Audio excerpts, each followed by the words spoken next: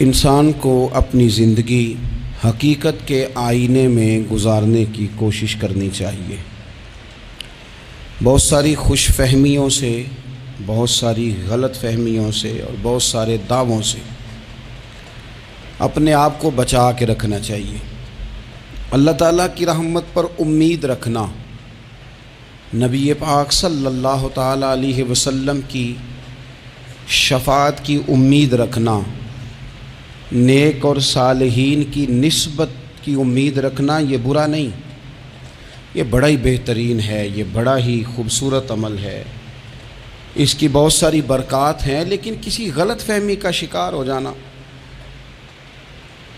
اور یہ ساری امیدیں وابستہ کر کے یا ان ساری باتوں کو پیش نظر رکھ کے بے عمل ہو جانا، اپنی زندگی کو امور خیر سے پیچھے کر لینا، یہ نہ صرف یہ کہ قابل تحسین نہیں بلکہ یہ قابل توجہ ہے، اس کی اصلاح کی ضرورت ہے۔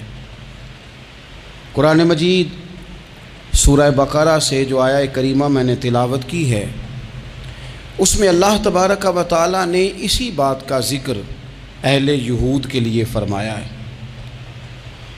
یہودی جگہ جگہ قرآن مجید بتاتا ہے کہ کہیں کہتے تھے کہ ہم اللہ کے بیٹے ہیں، معاذ اللہ، اللہ کے بڑے پیارے ہیں، ہمیں تو تھوڑے دنوں کے لیے عذاب ہوگا، بڑی جلدی ہمیں معاف کر دیا جائے گا۔ وہ بڑی لمبی چوڑی خوش فہمیوں کا اظہار کرتے اور بڑے بڑے دعوے کرتے۔ پھر چلتے چلتے انہوں نے ایک اور دعویٰ کر دیا، کہنے لگے کہ آخرت کا گھر تو صرف ہمارے لیے ہے، جنت میں صرف یہودی جائیں گے اور کوئی نہیں جائے گا۔ اللہ تبارک و تعالیٰ نے ان کے اس دعوے کا ذکر فرمایا ہے۔ یہ دیکھیں دعویٰ کتنا بڑا ہے کہ آخرت کا گھر تو صرف ہمارے لیے، فقط ہمارے لیے۔ مسلمان یہ دعویٰ نہیں کرتے۔ نبی پاک صلی اللہ تعالیٰ علیہ وسلم نے جب اس بات کا اظہار کیا ہے تو اس طرح کیا ہے، فرمایا جنتیوں کی 120 صفیں ہوں گی اور 80 میری امت کی ہوں گی۔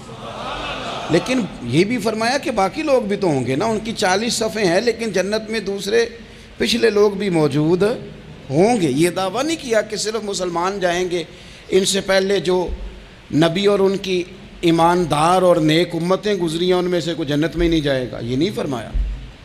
لیکن یہ اس طرح کے دعوے بعض لوگ کرتے ہیں اور سنائی دیتے ہیں۔ تو یہودی بھی یہ کہا کرتے تھے کہ جنت تو خالص ہمارے لیے اور کوئی نہیں جائے گا اس میں۔ تو اللہ کریم نے فرمایا کل ان کانت لکم الدار الآخرۃ عند اللہ خالصۃ من دون الناس۔ اے محبوب علیہ السلام، آپ ان سے فرما دیں اہل یہود سے کہ اگر آخرت کا گھر اللہ کے نزدیک باقی سب لوگوں کو چھوڑ کے خالص تمہارے لیے ہی ہے، سب کو چھوڑ کے صرف تمہارے لیے ہے آخرت کا گھر، تو فتمنوا الموت، تو پھر جنت میں تو مر کے جانا ہے نا، لہذا موت کی تمنا تو کرو۔ پھر کہو نا یا اللہ ہمیں موت دے تاکہ وہ جو تو نے ہمارے لیے اتنی بڑی چیز بنائی ہے ہم اس سے استفادہ کر سکیں۔ پھر تم موت کی تمنا کرو ان کنتم صادقین، اگر تم سچے ہو۔ لیکن رب فرماتا ہے وَلَن يَتَمَنَّوْهُ أَبَدًا بِمَا قَدَّمَتْ أَيْدِيهِمْ، یہ کبھی بھی موت کی تمنا نہیں کریں گے، انہیں پتہ ہے جو انہوں نے کمائی کر کے آگے بھیجی ہے۔ یہ موت کی دعوے کریں گے کہ جنت میں صرف ہم ہی جائیں گے، لیکن کبھی بھی موت کی تمنا، یہ کبھی موت کی تمنا نہیں کریں گے، اس لیے کہ انہیں پتہ ہے کہ ہم نے آخرت کے لیے کیا۔ یہ جو بہت سارے لوگ کہتے ہیں نا میری نسبت اور میری بات اور بلے بلے سارا کچھ میں ہی ہوں، تو ان سے کہو پھر سارا پیسہ کوٹھی پہ ہی لگائے جاتے ہو، پھر تو جنت تمہارا انتظار کر رہی ہے، پھر یہاں اتنے خرچے کرنے کی تمہیں کیا مشکل پڑی ہوئی۔ قرآن مجید کہتا ہے یہ کبھی بھی موت کی تمنا نہیں کریں گے، ان کو پتہ ہے جو اعمال انہوں نے کر کے بھیجے ہیں۔ واللہ علیم بالظالمین، اللہ ظالموں کو جانتا ہے، اللہ کو خبر ہے۔ میرے نبی پاک صلی اللہ تعالیٰ علیہ وسلم نے فرمایا اگر یہودی موت کی تمنا کرتے، جب ان سے کہا گیا تھا نا کہ اگر آخرت کا گھر خالص تمہارے لیے ہے تو موت کی تمنا کرو، اگر اس مقام پر وہ موت کی تمنا کرتے تو اسی وقت سارے مر جاتے، ختم ہو جاتا معاملہ۔ اگر تمنا کر لیتے تو تمنا ہی نہیں کریں گے۔ خوش فہمیوں میں مبتلا ہونا، بڑی بڑی باتیں کرنا، بڑے بڑے دعوے کرنا، بڑے بڑے تذکرے کرنا، بڑی بڑی اعلانیہ گفتگو کرنا اور اپنے ہی خیال میں بڑا کچھ بن جانا، یہ سنجیدہ لوگوں کا طریقہ نہیں۔ میں نے کچھ آستانے اپنی آنکھوں سے دیکھے، وہ کہتے ہیں جناب ہمارے حضرت کی نسبت اور حضرت ساتھ بیٹھے مسکرا رہے ہیں۔ اتنی دیدہ دلیری تو نہیں نہ ہونی چاہیے، آپ اپنے سامنے سارا کچھ اپنے آپ کو کہلوا رہے ہیں۔ شیخ ہلکا ہلکا مسکرا رہے ہیں، ان سے پوچھیں تو کہتے ہیں جی میں تو نہیں انہیں کہتا، تو آپ کہتے نہیں تو منع کیوں نہیں کرتے؟ آپ خوش فہمیوں میں، نعت خواں کھڑا ہوا ہے تو اس نے نسبت کی بات شروع کیا تو اللہ جانے وہ کدھر کا کدھر پہنچ گیا ہے۔ میں کہتا ہوں کون انکار کر رہا ہے نسبت کے فیض کا؟ کون منکر ہے؟ یہی تو باعث نجات ہے ہمارے لیے امیدیں۔ لیکن یہ کہ خوش فہمی میں مبتلا ہو جانا اور اس طرح کے بڑے بڑے دعوے کرنا، اور پھر بہت ساری خوابیں آتی ہیں لوگوں کو اور خوابوں کی بنیادوں پر بڑا کچھ بنتا ہے۔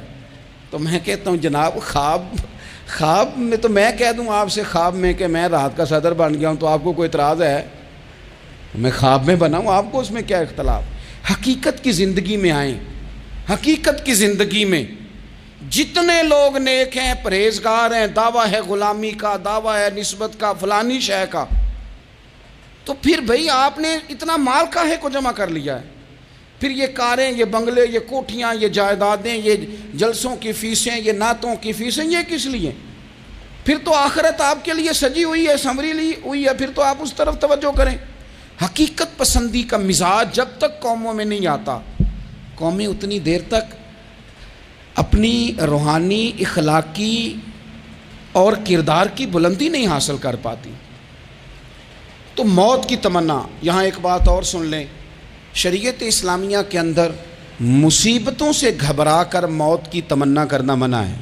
کوئی شخص کسی مشکل میں ہے، بیماری میں ہے، تکلیف میں ہے، دکھ میں ہے، تو موت کی تمنا کرے کہ اس بیماری سے تو مر جاؤں تو اچھا ہے، تو یہ منع ہے اس کے لیے۔ ہمارے ہاں کچھ لوگ لا علمی کی بنیاد پر چھوٹا سا جھگڑا گھر میں ہوا تو کہتے ہیں میں تو اللہ سے دعا کرتا ہوں میں اب مر ہی جاؤں۔ بھائی آپ اتنی سی بات نہیں سہ سکے اور آپ نے اتنی سی بات پر اتنی بڑی بات کر دی کہ میں اب چلا ہی جاؤں، اور یہ جھگڑوں کے اندر عام لوگ کہہ دیتے ہیں، یہ منع ہے۔ نبی پاک صلی اللہ تعالیٰ علیہ وسلم نے اس سے منع فرمایا، بلکہ مسلم شریف میں فرمایا کہ اگر تم نے کبھی دعا کرنی بھی ہو کسی وقت تو ان لفظوں سے کر سکتے ہو کہ یا اللہ جب تک میرا زندہ رہنا میرے حق میں بہتر ہے، مجھے دنیا میں رکھ، اور جب میرا یہاں سے چلے جانا تیری حکمت کا تقاضا ہے اور میرے حق میں بہتر ہے تو پھر مجھے ایمان کے ساتھ لے جا، پھر تو مجھے لے جا۔ تمنا موت کی کرنا اور مصیبتوں سے گھبرا کر کرنا، اور بھائی مشکلات میں جینا تو حسن ہے۔ اصل میں نا جس کی جان تھی نا اس کے نام نہیں نہ لگائی ہم نے کبھی بچوں کے نام لگا دی، کبھی کاروبار کے نام لگا دی، کبھی دوستوں کے نام لگا دی، پھر وہ بے وفا ہوا تو مرنے کو جی چاہا، وہ بے وفا ہوا تو مرنے کو جی چاہا، اس نے تنگ کیا تو مرنے کو جی چاہا۔ النبی اولیٰ بالمؤمنین من انفسہم، اللہ فرماتے ہیں تم نہیں جان کے مالک، میرا نبی تمہاری جانوں کا مالک ہے۔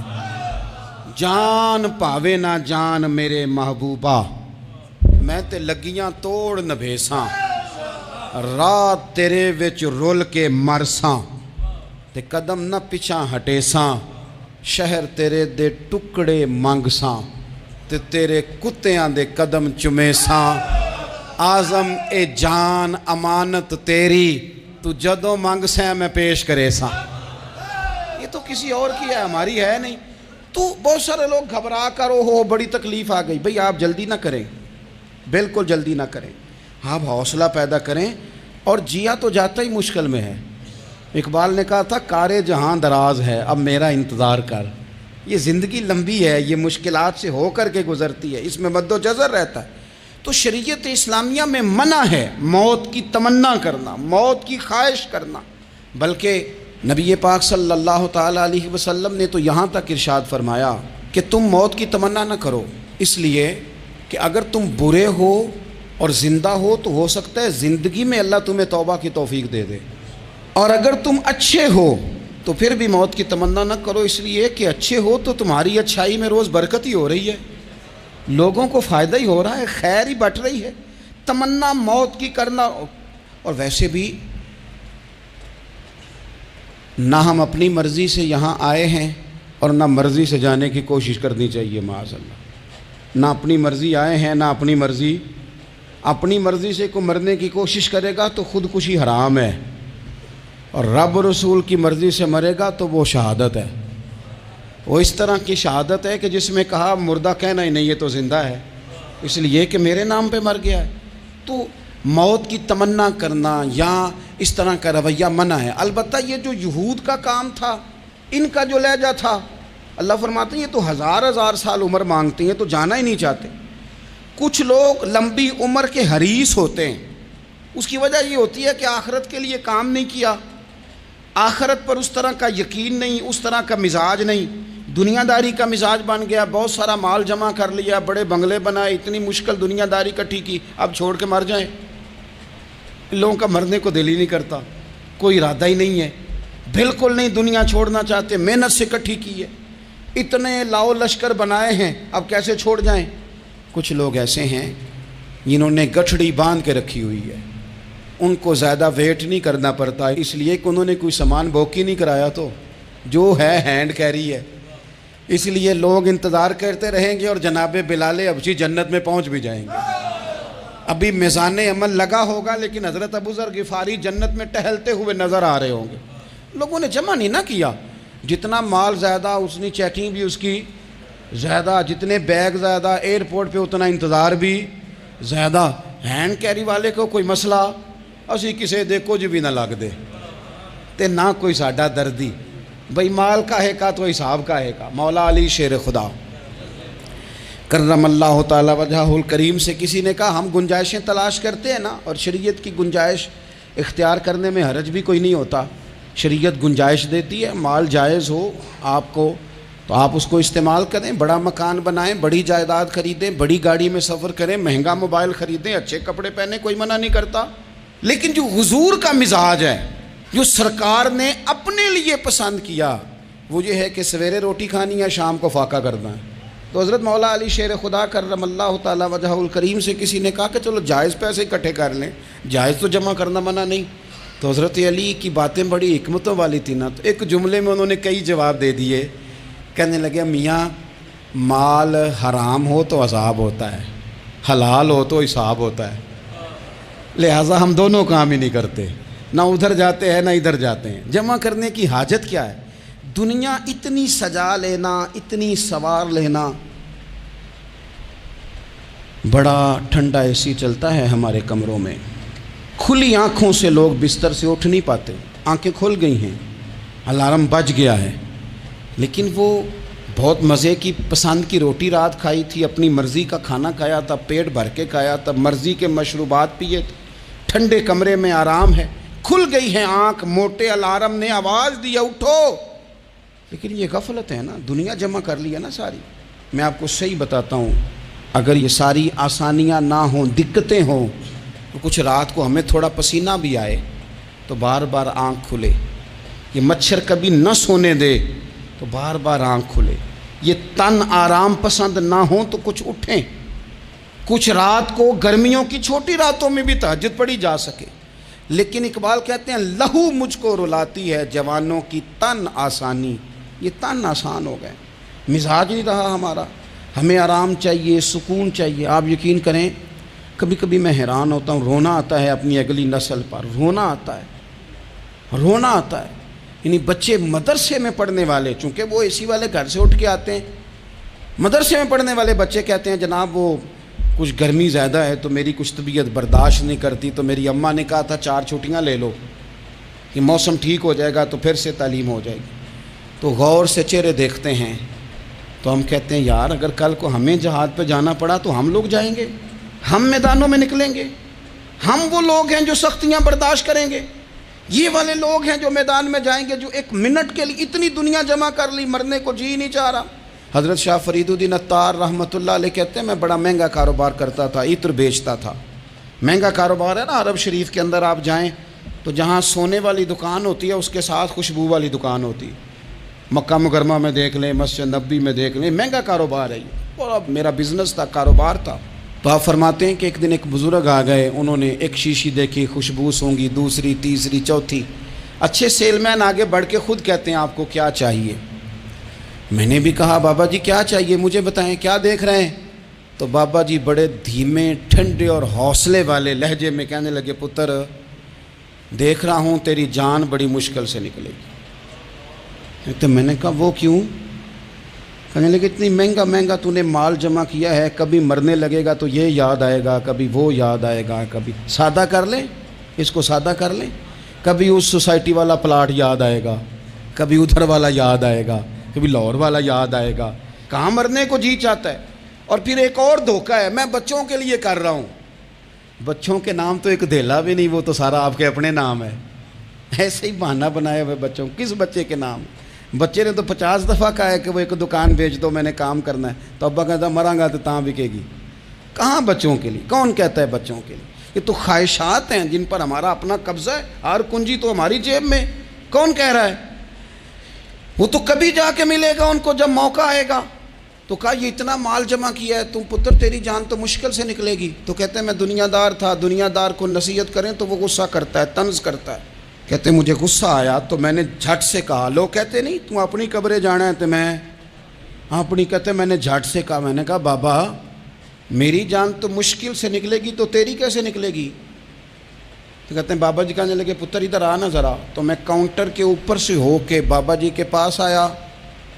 وہ میری دکان کے فرش پہ لیٹے, کعبے کو منہ کیا, کلمہ پڑھا اور ان کی روح پرواز کر گئی. عرش فرشتے بانگاں ملیاں, مکے پہ گیا شور, بلے شاہ اسی نہیں ہوں مرنا, اے تے مر گیا ہی کوئی ہور, نالے وارث شاہ وہ کدوں مر دے جنہ کیتیاں نیک کمائیاں نے. کہا یہ دیکھ لو مر گئے, بس اتنی کام تھا, تیاری ہے. امام غزالی کا آخری وقت تھا نا, تو انہوں نے وضو کیا, غسل کیا, خوشبو لگائی, اپنے ہاتھوں سے چادر بچھائی, پھر تکیہ رکھا, پھر لیٹے, پھر حضور پہ درود پڑھا, اور پھر کہنے لگے رب اگر تیری مرضی ہے تو غزالی بھی تیرا تیار ہے.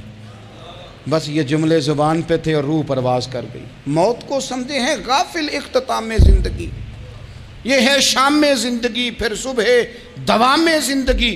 عزیز بھائیو, ہم نے نا بڑی آسائشیں جمع کر لی, بڑا کچھ اپنی عقل کے زور پر ہم نے اکٹھا کر لیا. نہیں ہمارا پروگرام. کسی سے پوچھ لیں صحت کیسی ہے, تو عمر اگر اس کی بڑی اوپر بھی چلی جا رہی ہو, اب تو خیر سالگرہ میں آنے کا رواج ہر جگہ آ گیا ہے, ہم سے بھی لوگ پوچھتے ہیں کہ آپ بتائیں آپ کس تاریخ کو پیدا ہوئے تھے, تو میں کہتا ہوں کوئی کارنامہ سر انجام دے لینے دو, پھر بتا دیں گے. ابھی تو کچھ کر نہیں سکے, کچھ بتائیں گے تو کچھ دن بھی منا لیں گے, ابھی تو لگتا ہے کہ بڑا وقت ضائع ہو گیا ہم سے.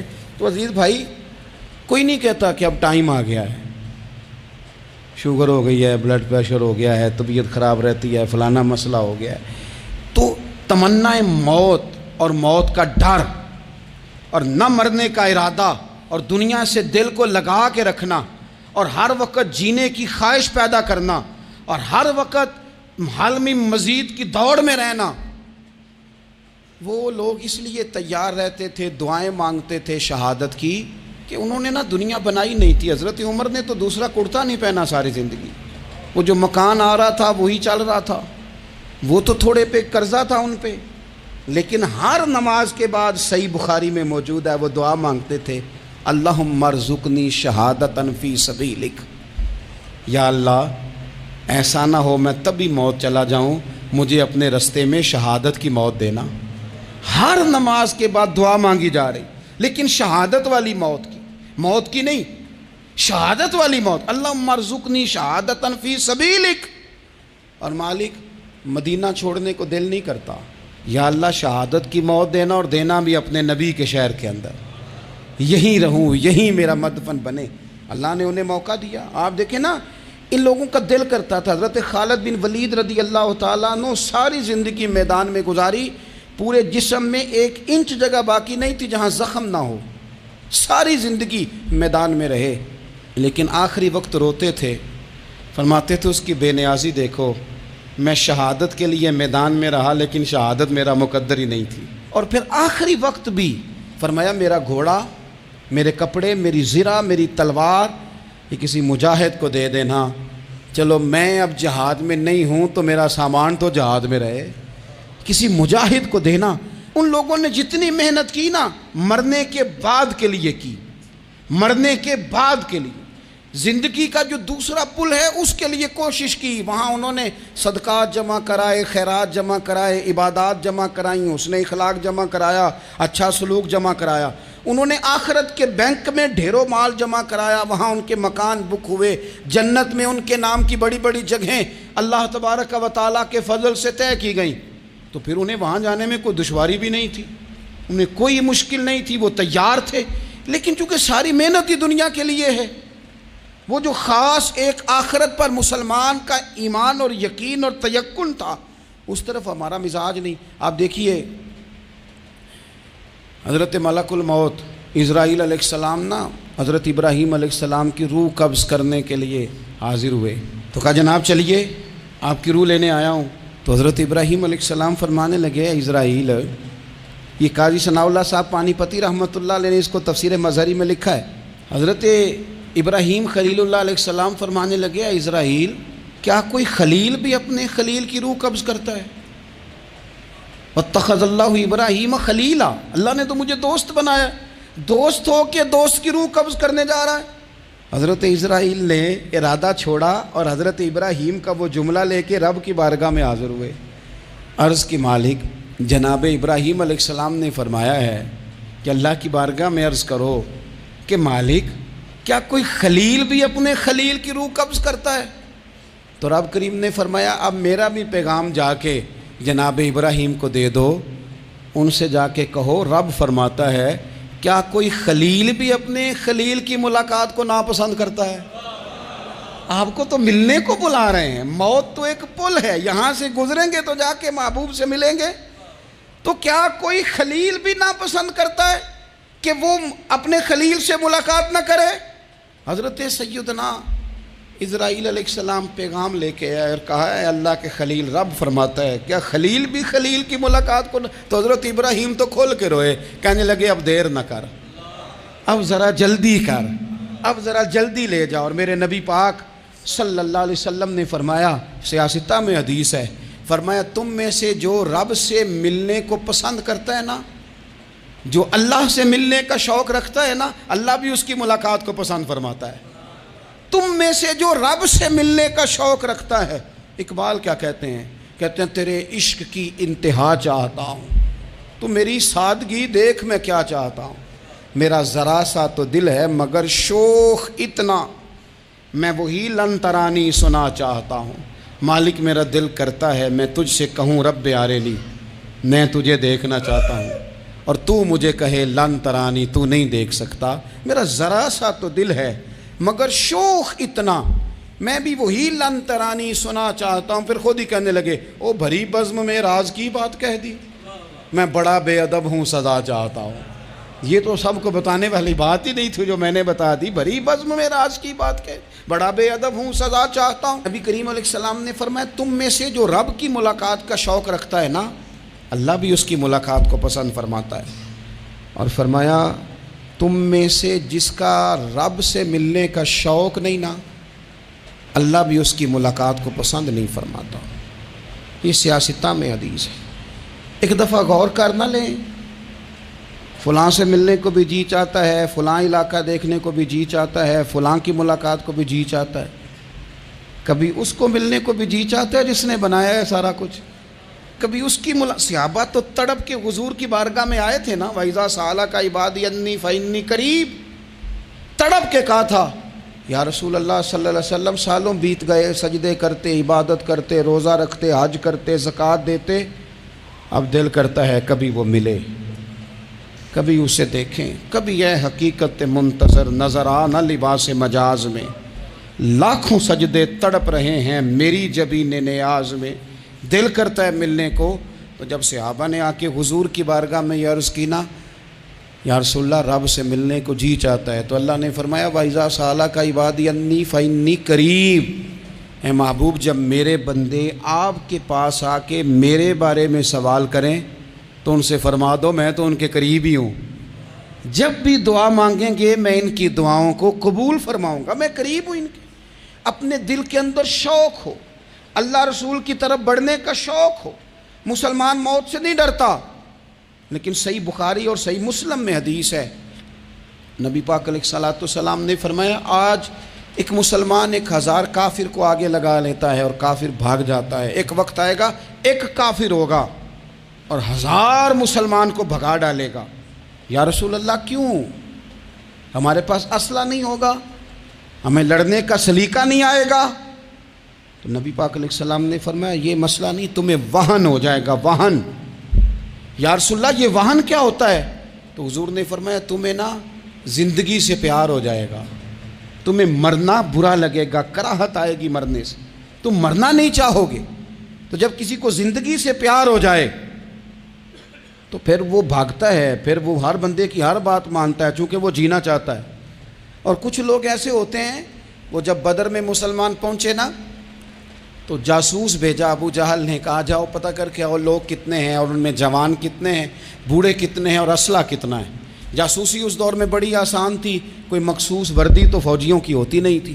تو وہ شخص آ گیا، مسلمانوں کو دیکھ کر واپس گیا تو جا کے اس نے بدر کے دن ابو جہل سے کہا کہ وہ 313 ہیں اور ان میں بچے بھی ہیں، بوڑھے بھی ہیں اور اسلحہ بھی زیادہ نہیں، اور گھوڑے اور اونٹ اور سواریاں بھی تھوڑی ہیں۔ تو ابو جہل بڑا ہنسا اور معاذ اللہ کہنے لگا کیا ان نے ہم سے لڑنا ہے، تھوڑے سے تو لوگ آئیں، اس طرح کرو صبح نا انہیں پشتوں پہ باندھ کے نا گھوڑوں کی تو مکے لے چلتے ہیں، وہاں جا کے دیکھیں گے ان کے ساتھ کیا کرنا ہے۔ تو وہ جاسوس کہنے لگا پوری بات تو سن لے۔ اس نے کہا پوری بات کیا ہے؟ کہنے لگا آئے 313 ہیں پر گھر واپس جانے کا کسی کا بھی ارادہ نہیں، وہ کشتیاں جلا کے آئے ہیں، میں رات وہاں گزار کے آیا ہوں۔ میں نے بوڑھوں کو بھی شہادت مانگتے دیکھا ہے، میں نے بچوں کو بھی شہادت مانگتے دیکھا ہے، میں نے ایک ایک کے سینے میں مر مٹنے کا جذبہ دیکھا ہے۔ وہ جینے کی امنگ لے کے نہیں آئے، ہتھیلی پہ رکھ کے آئے ہیں جان، اور ایک ایک شخص شہید ہو کے جانا چاہتا ہے، اور وہ ایک دوسرے کے پیچھے چھپیں گے نہیں۔ یہ جو موت ہے نا، موت یہ تو ایک پل ہے، اس سے گزریں گے، اللہ رسول کے حضور جائیں گے، جنت کی نعمتیں، خدا کی تیار کی ہوئی رحمتیں مسلمان کا آگے بڑھ کے استقبال کریں گے۔ حضرت عمار بن یاسر رضی اللہ تعالیٰ عنہ کو زخم لگ رہا ہے میدان جہاد میں، اور تیز زخم لگ رہا ہے، سخت تکلیف میں۔ تو ایک شخص نے آ کے پوچھا کیا حال ہے؟ تو آپ فرمانے لگے حال کیا ہونا ہے، تھوڑا سا ٹائم رہ گیا ہے۔ تو بندہ پریشان ہو گیا، اس نے کہا کس بات میں؟